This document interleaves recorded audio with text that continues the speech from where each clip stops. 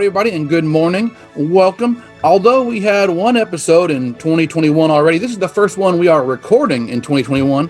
So I just want to let everybody say good morning and Happy New Year to everybody. How you guys doing?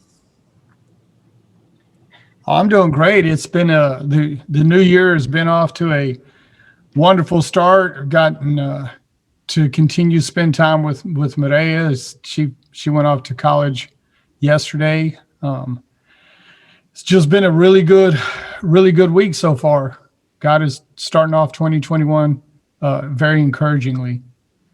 Awesome. Yeah. And it was great to have all of our family together as well. And we sent Peyton packing the day before the winter advisory snowstorm came through here on Sunday morning. So she was already back to Arkansas on Saturday, but we're excited for a new year. And I know everybody shares that sentiment that we can't wait for 2021 to bring the promise of better things than what we lived through and endured in 2020.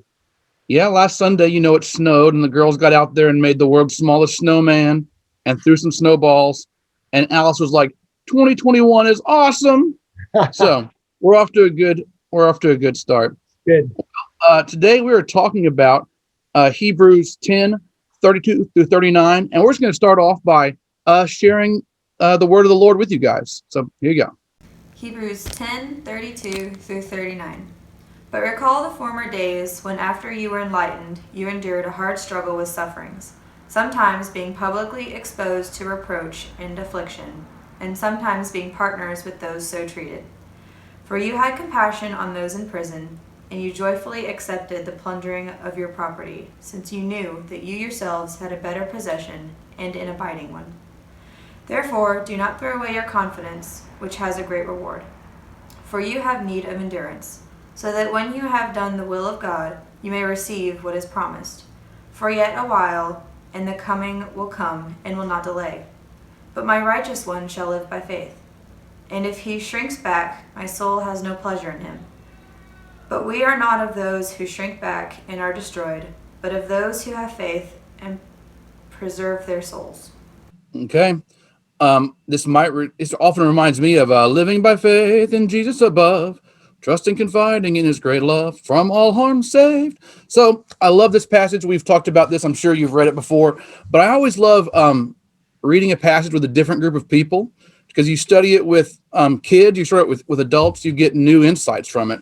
And so what are y'all's first, the first little thing we kind of talk about here, the first little bite out of this verse to take is basically about struggle.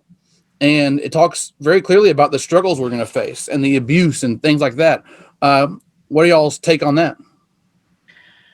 Well, for me, again, that idea of remembering where you started and continuing that the same way that you started when you were being persecuted, when you were suffering, when your faith was bringing challenge to you. Go back to those times and remember that, so that you will persevere currently. Yeah, and I really like what you're bringing out, Mike. This emphasis: remember when you were enlightened, the hardship that you experienced. And I really think we can't fathom, as modern Western American Christians living in the 21st century, what the church endured in those early years, and what it cost someone to say, I believe that Jesus is Lord. You go all the way back to the gospel narratives themselves, where we read that there were people who believed, but they were afraid of the Jewish leaders. They were afraid of getting kicked out of the synagogue. They were afraid of the repercussions of openly acknowledging, I believe that Jesus is who he says he is. And so, as the story of the Acts of the Apostles in the life of the early church, again, it's that same thing unfolding. And everywhere Paul goes, in particular, you see he's terribly mistreated. And there's a part of you that wants to pull Paul aside and say, dude, what are you doing? Give this up, hang it up. And yet Jesus told the disciples that this was coming. He said, you're going to be kicked out of the synagogues. You're going to be mistreated. Bad things are going to happen. I'm sending you out like sheep in the midst of wolves. And if they hated me and I'm the master, don't think that you're going to get off better. If they hated me, they mistreated me, they're going to hate you. They're going to mistreat you. And Jesus was spot on in all of that. And so all of the early life of the church is filled with this tension and this suffering. I don't remember exactly where the passage is off the top of my head, but I remember one of the texts that says when when Paul kind of did his second tour to the churches to encourage them. And so that would have been him and Silas instead of him and Barnabas. But they were encouraging people to realize, look, everybody who wants to live a righteous life, everyone who wants to live for Jesus is going to suffer. I mean, and it was in everyone. And so that's an interesting thing. We would kind of say, well, some of us are going to go through hard times. But the language of the apostles was everyone who wants to live a godly life will suffer consequences because they lived in a pagan culture, a pagan society.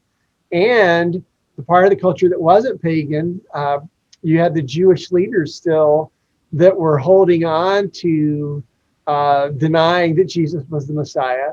And then even within the church itself, you had the Judaizing Christians who wanted all the Gentiles to become Jews and be circumcised. And so again, hostility, frustrations, and consequences if you stood on the side of truth and said, let's follow Jesus and do the will of God. Yeah, there's a big difference between the first century Christians' thoughts about struggle and what we think is a struggle. There's a lot, there's skin in the game. Back then is a really true case, and that may be a good metric for all of us to look at our own lives. If you can look at your own life and you kind of feel like you being a Christian is not causing you to have some form of struggle, you might want to consider raising your game, because Satan would be very happy with a bunch of complacent people. Why would he throw more struggles at you if you're going to be this kind of, lukewarm Christian? The major risks, they were suffering were extremely violent and very real, and it could ruin a family's business. You could lose your life. And I think we need to be taking that as an example and take courage to let people take those risks of being a Christian that are now more social or economic. Because if you live a certain kind of Christian life, you may not get ahead in a corporate world the way your peers do, because they're cutting corners and they're saying what needs to be said, or that they're working super long hours. They're not going home to their kids. And so, oftentimes I talk to moms and dads about their careers, and that you think about, you may have to be willing to risk a promotion by going home and having, doing your job well, and then going home, being with your kids. Sure. And it's interesting to me is that's a very scary prospect to a lot of people, and rightly so. But that's the kind of stakes that we're playing for now. Yeah. Well, and there's I was just thinking about the being silent, right? When there's something in the business place, at my job or whatever, or in my friendship relationship, it's like, that's not right. We shouldn't do this. And a willingness to speak up. So Mike, what were you going to say?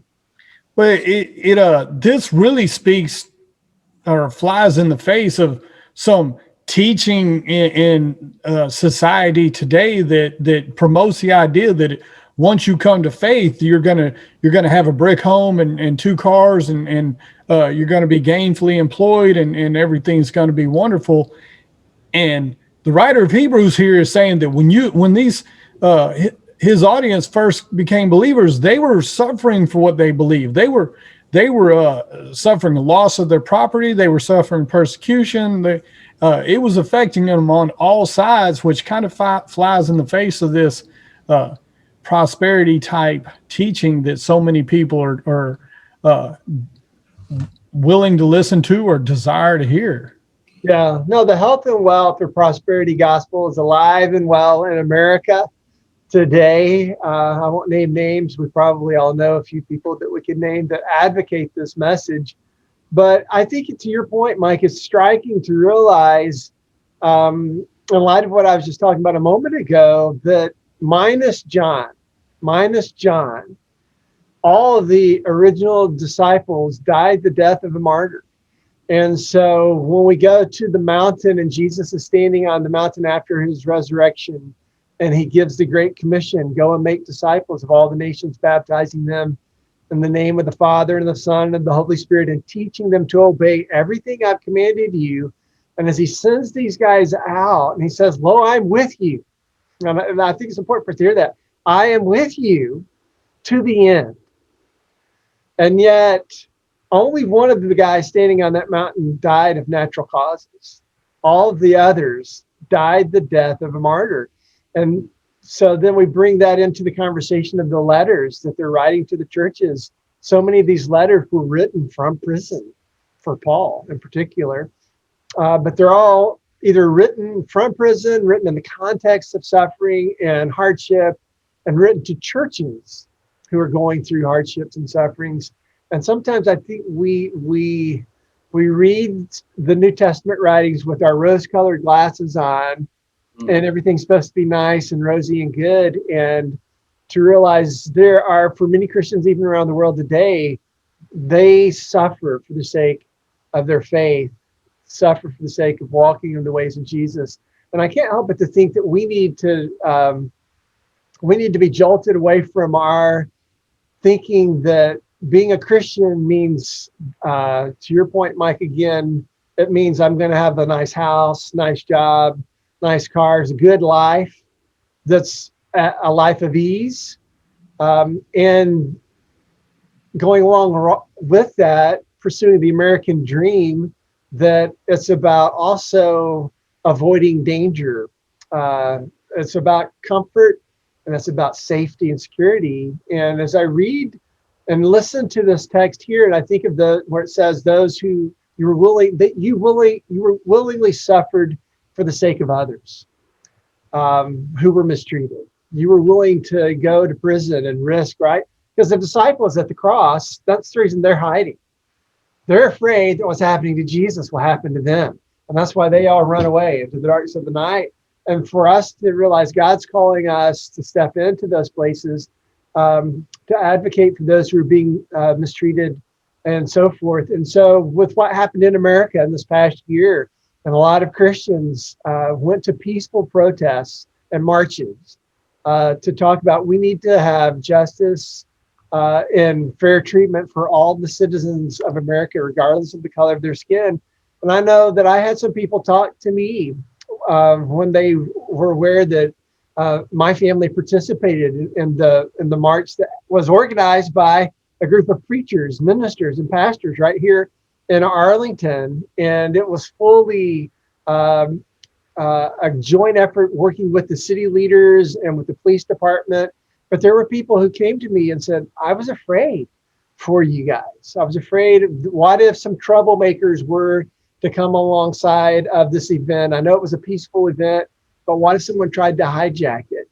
And I think that's part of our tension as well, is that we're afraid of what might happen to us if we stand up to speak for what is true, to speak for what is right, including sharing our faith that Jesus is Lord at work, on the mission field, or whatever. But I find it interesting that we have those concerns, but we don't let those concerns keep us from encouraging someone who says, I want to go serve in the Marine Corps. I want to go serve in the Navy.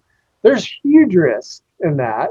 And yet we applaud people for doing that. And I think that we need to get back to that when it comes to our Christian faith and every other aspect of our lives, that yes, there's risk.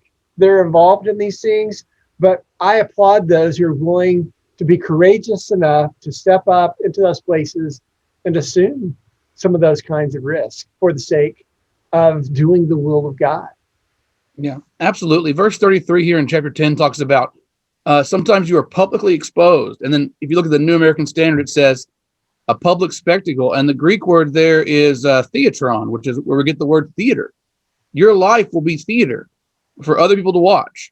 And you will be making yourself more visible, not less visible. You will be people in the theater. Those stories, no one in Hamlet comes out okay. Okay. And that's where you're putting yourself into. You're the public spectacle for the world. And when I talk to people who are struggling with faith or building faith starting to, or when I'm talking to people who have coming from an atheist worldview, the thing I go to almost all the time is what Randy was just talking about, which is the lives of the first century Christians. Is it would have been so easy to give up, or if it had been a lie, if this was not what happened, if they had taken Jesus' body and hid it, and that he had not been raised from the dead, I could imagine you trying to a group of nuts hold that little story together, but not to that end. There's no group of people who would, to a man, be willing to risk it, and even while being crucified upside down, holding on to their faith. Those first century people lived very, very difficult lives, but they had. It's amazing that those 12 guys, they didn't seem to balk from it ever. They'd seen it, and they had not seen a conspiracy. They had not seen, a guy who was pretty good. They'd had direct contact with that. And so I say to people who are growing their faith is that you look at those people, that's kind of the best piece of evidence you have outside the Bible when I'm talking to young people, especially, of why do you think it's true if it's not just the Bible? It's like, yes, the Bible's there, but you see historically how people lived out their lives. And so they were living out theater, because when they did that, that was an inspiration to thousands of others, and still is. And it's a case of the stakes are very different now. I kind of get annoyed when 21st century Christians get offended. Remember, like when the Starbucks cups stopped saying Merry Christmas, and a lot of people got upset about the Starbucks Christmas cups not saying Merry Christmas. And what I saw well-meaning Christian people saying they're being persecuted for their faith. All right. That's not persecution. Just because the cup is red and green and has a bell on it, you're not being persecuted. What made you think the world was supposed to cater to you? That's you're not being catered to. And that's very different from persecution. So if you feel persecuted by a coffee cup, you need to, get some more skin in the game. Absolutely. So to me, it makes me wonder, and granted, the gospel is the power of God to salvation, but what if the first century Christians, what if the recipients of this letter were more of the attitude of, here I am, send someone else. Oh, Yeah. Here I am, this is inconvenient for me. Yeah. Here I am, well, I'm afraid, I'm intimidated by talking to people about faith. I'm afraid of being out front in public, made a spectacle. Granted, I believe that God would bring the gospel to the world regardless, but shame on those who shrunk back, which is really where we're going, where this text goes, is shame on those who know the truth, but shy away from it, and shy away from the implications, and shy away from what the truth brings upon them. Because Christ didn't shy away from being a public spectacle, and as his followers, how can we do anything less? Yeah, I think to go back to what Randy was speaking about and what he did when he was participating in those kind of public displays, is it says in verse 33, by becoming companions to those who are mistreated. So it's not, to be a Christian, you not only need to, you might be mistreated, but you also need to make yourself the companion of those who are. The next little mouthful in 34 and 35 that we're going to chew on here is about why are we doing this? Why do we have that confidence? Because we have a better possession. We have a great reward. And my first thoughts on that are there's kind of a scales, in your mind, which one's heavier. And it's my opinion, if you really have a firm knowledge of what's on the reward side of the scale, when you really understand this side, you can outweigh anything. Whenever it's like, I don't know, do I want to do that? My secretary's going to get annoyed with me if I mention this, or, do I want to go to a public display where it might turn violent or something? If you fully understand what's on the reward side of a scales, there's nothing. You can see that with the lives of the apostles. They knew what it was. So what are you guys' thoughts about the great reward we have coming and the lasting possessions that it talks about in 34 and 35? I love that you bring scales into it, because what was going through my mind is what hangs in the balance, not just for me if I shrink back, but what hangs in the balance for those around me. What reward are they missing out on? What damage do I do to them by by being silent, and I love the language that the text uses. Don't, cast away. We cast the things away that we see have no value. So for us to shrink back and cast away what we have just because of temporary circumstances shows that we're not valuing the truth in what we receive in Christ, that we don't really look forward to that great reward which God has promised us. And think about when, I don't remember which of the disciples, if it was Peter, which tends to be Peter, but one of the disciples making the statement to Jesus after the conversation about how difficult it is for the wealthy to enter into the kingdom. And then Jesus says, one of the disciples or all of the disciples said, we've left everything. They left everything to follow Jesus. And Jesus says, listen, whoever is left behind, houses, families, friends, what you name it, fields, whatever you've left behind, you will receive 100 times more and life in the coming age, in the coming kingdom. And so for us to embrace the fact that any sacrifice we may make in this life, it's an investment. Right? If we have that mindset, you're going to get that times 100. And so to trust in God's faithfulness, to trust in his promise that we're not going to suffer as a result of sacrifices that we make, but rather we will be rewarded in the coming age in every way. So I think it's important for us to keep that perspective, that as we look around at our lives, and we can get caught up when they have this, and especially on our social media age where people always present the greatest moments of their lives. And we're like, I don't have those moments. My family's not having those moments. And we can feel like we're missing out versus the fact that, instead of going on vacation, maybe you spent a week doing FriendSpeak. Last year, some of you did that during the COVID time. Hopefully we'll get to a place where we can go again, but to use your time, use your resources to serve Christ and advance his kingdom and not just our own personal kingdoms. Yeah, absolutely. And the thing I was thinking to say is going to kind of bleed over into 35, 36 and carrying on about yet in a very little while, he will come with no delay. That's one of those things we talked about last week. How can it be a little while? It's been 2,000 years. And what you're saying about you're comparing the sacrifices you make now with the eternity you have coming. The object lesson I use a lot with kids with this is I'll take a big ball of yarn, and I'll first just talk about, say, this little piece here is how long you've lived. And then here's your dad. And then you eventually end up with about a foot of yarn and say, if you live to be really over 100 years old, this is your life. There's your 100, and then we take the ball of yarn and just start throwing it all over the classroom, unwinding it, wrapping it around table legs, taking it out in the hallway, kick it down to the bathroom, put it around the water fountain, whatever we unroll the entire ball of yarn, okay, and say, this is what we're talking about for heaven, okay, this is the length of it. And I said, bear in mind, this ball of yarn stops. We'd have to have enough yarn to cover the entire building in a mountain of yarn to equal heaven. And that's kind of back to the scales. If you're thinking about that kind of length of, you think the thing you're investing in is eternal. And I've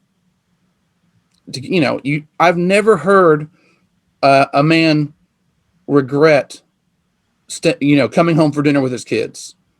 I've never heard a woman regret giving up 2 incomes in the long run to spend more time with their little ones. But I have heard the opposite, and I'm sure we all have, a million times. And it often happens so late that it's too late their kids are going off to college, and that's your kid's senior year in high school is going to be a tough year if that's the year you decide you need to invest, because they have a track record of them used to you putting work first. Yeah. And so thinking about those longer timelines, not just of your life, but also of eternity. And the thing I often hit on, and y'all, your viewers at home may get tired of Trey repeating himself, but I'm good at it, so I'll keep doing it, is that if you do these things, it makes your life on earth better too. You're doing these things because you're storing up treasures in heaven, like Matthew 6. That is undeniably true. But when you're storing up treasures in heaven, man, your life's better at home with your family, with your wife. Your life's better at work because you're known to be an honest person. You're known to be someone who can give and sacrifice, but has boundaries. And so, following these things stores up treasure in heaven and can make this world a little more palatable for you and help those around you. Well, guys, what are y'all thoughts about the rest of this little passage? 35 on talks about in a little while your time will come. Do y'all have any responses to 35 to the end is kind of a quick? It all kind of talks about endurance. What are y'all's thoughts about that? Well, one of the things, it just continues to contrast the shrinking away and destruction with believing and being saved. There's a longevity in belief. There's a longevity in salvation, and there's a short-sightedness in casting off the treasures that we have in the future for the immediate gratification, which, let's be honest, most of the time what we throw away in immediate gratification wasn't that great to begin with. Whether we're sacrificing our comfort or esteem for the momentary esteem, our politics, whatever it is, it doesn't have the lasting effect that comes, the great reward that comes from the truth of God. And when we cast that away, we're not just casting away something cheaply, like for temporary pleasure, but we're also casting away stability. We're casting away, as Trey was saying, our relationships, because when we hold on to the truth of God, that is cultivating character in us that regardless of what's going on, we're stable, and those who know us can rely on us and can see the faithfulness in us. And that carries weight when we do go out and we do stand up and say, this is wrong. Those who know that character in us because of Christ have a confidence that what we're speaking to them is in truth, is in love, even if it hurts. The wounds of a friend can be trusted. Mm-hmm. Yeah, and you mentioned friends, and that was one of the things that I was thinking about earlier when we're talking about risk. But one of the things I think sometimes that causes us to pull up short of being who we need to be, doing what we need to do, and even speaking up against something that's wrong and is evil, is the fear of losing a friend over that, right? If you take a stand over this truth that God calls us to, the will of God in this matter, am I going to lose a friend? Am I going to lose someone that I value, that relationship? But coming back to this text here, that what you're asking now is, it really stands out to me again, as Mike just said, contrast between living by faith versus shrinking back. Do we trust in God? Do we believe in his promises, that he is with us, that he will bring us what he's promised, or not? Are we going to shrink back in our life now and not do the will of God? So that, and I think if we're reading this text, it sounds like that if we're shrinking back now in the way we live our lives, when Christ comes, we're going to shrink back again, because we're going to know, I didn't do the will of God. I didn't live by faith. And it's interesting to me for us to notice this is on the cusp. The very next verse is going to be Hebrews chapter 11. So we're on, this text is what sets up the great hall of faith as we read by faith Noah, by faith Abraham, by faith Moses, and all these people. And what we might lose sight of as we think of this, faith is trusting in God and his promises.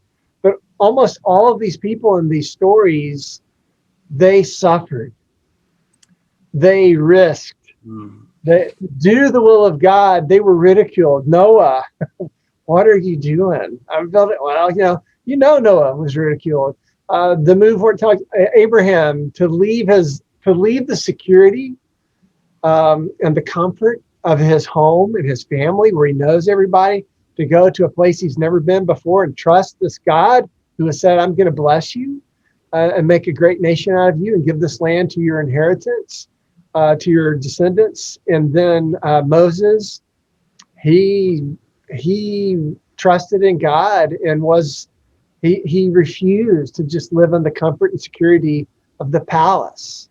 being identified as the son of the daughter of the Pharaoh, and instead identified himself with those that were being mistreated and abused and persecuted, the Hebrews. And so we have all those stories all the way through, and it talks about near the end in this passage of those who were mistreated, they're persecuted, they were stoned, they were sawed in two, but they did all these things believing that they had a better resurrection, that there were better promises. They left what they knew because they were looking forward to a better city that they would receive together with us. And so this whole passage of Hebrews 11 is completely linked into this conversation we're having right now in chapter 10, that we live by faith and not shrink back. And I think in our age, it's harder or more difficult for us to hear this, but we have to be willing to live by faith and not shrink back when things get hard or scary, or we sense that it's going to get us out of our comfort zone in some way, or it might perhaps cost us something if things don't go the way we hope. Yeah, I think I like what you're saying a lot, is that oftentimes it's so hard to define faith, or like, how do you live by faith? How do you walk in faith? We often will say these things, but here, if you look at this little chunk of Hebrews 10, it's saying to live by faith is to not shrink back, to not step back when things are hard. I was talking yesterday yesterday, it's a week ago now for y'all, on last Sunday about 2 Timothy 4, about how people will follow after myths because it's more convenient. It's so easy to follow an easy myth as opposed to a hard truth. And if you choose to live the hard truth, you're walking by faith. I think it's if you haven't done so, flip over to the next page, like Randy said, to Hebrews 11, and highlight every time by faith is said. And those are the heroes. That's the Hall of Fame. And I tell this to kids all the time, the story of God's people is still being written in heaven. And if you do something by faith, somewhere up in heaven, there's a book you can go up there later and highlight your name in the addendum to Hebrews 11, that by faith, Mike did this. And you may feel it goes unnoticed, but it doesn't go unnoticed in heaven. That's right. Okay. Does anybody have any parting words with us? My last thought was, when I was in high school, we had my youth minister said, we're going to have a Friends Day this Saturday night. It's going to be mostly a party, but then like an invitation to come to church the next day. So just invite them to this Friends Day and yada, yada, yada. And I remember he put a lot of effort into having entertainment and food and stuff. And then the thing came, and it was extremely poorly attended. A bunch of the regulars didn't come because they didn't invite a friend, or they hadn't gotten someone to come. And the next time we were all together as a youth group, he was talking about why was that? And the number one thing was people were afraid to invite, because you're supposed to invite someone who's not already going to church somewhere. We were all afraid. It's like, well, I don't know that many people. That's kind of a poor thing. You're living in kind of a little bubble. Or B, you knew people, you were scared to do it. And the thing he said at the time was, he goes, well, I need you to go out to the parking lot right now. And if your car has one of those no fear stickers on it, I need you to peel that off and bring it into me, because you might have the courage to drive your Jeep off road, but you don't have courage where it matters. And so, if you're going to have that no fear life, it starts at home and it carries throughout your social life and work and everything else. Any other parting words, guys?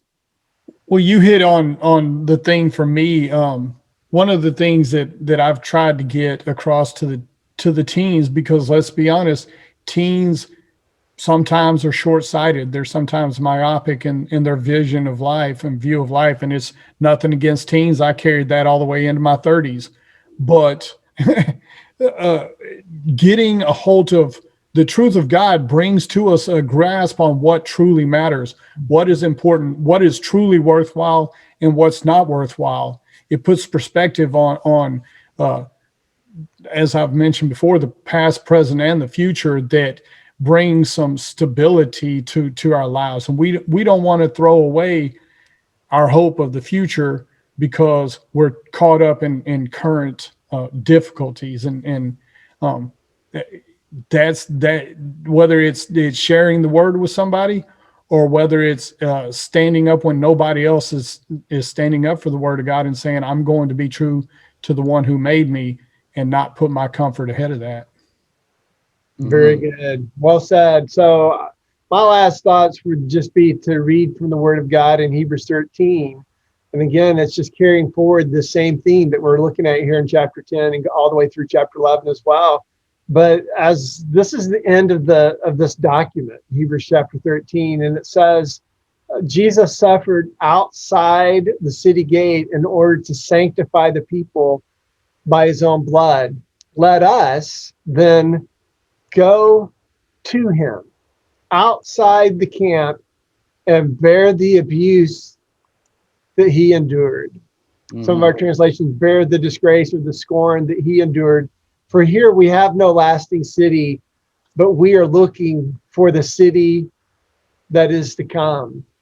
And so through him, let us continually offer a sacrifice of praise to God. That's the fruit of the lips that confess his name. Do not neglect to do good and to share what you have, for such sacrifices are pleasing to God. And so for us to see this theme connected to going out to Jesus and be willing to share the disgrace, the scorn that he bore for us, that we would be willing gladly to do the same thing for him. And that's, again, the story of the apostles. We see in Acts that they get arrested and they get bullied, if you will, and threats are hurled at them.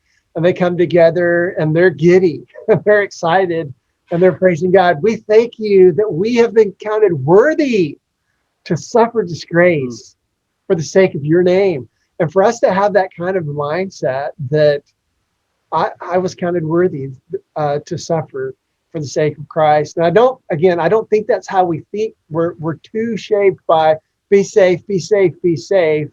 And what we need to be shaped by is do the will of God, do the will of God, do the will of God, live by faith, and don't shrink back. Well, thank you guys. Thank you for being with us for Faith, Hope, Love, and Life. And we want feedback from you guys. Do that however it's easiest for you. Write it in the comments below right now.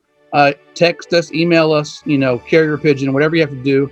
But if I could pose a question to the audience at home, who is somebody who's going to be in the heroes of faith of your life? Who did you see live by faith? Who did you see do something amazing in the workplace or at home that shows that they did not back down when things got tough? And let's take a moment to cheer on our contemporary heroes of faith. Okay? Until next week, TTFN. Hi, y'all. Love you. Everybody.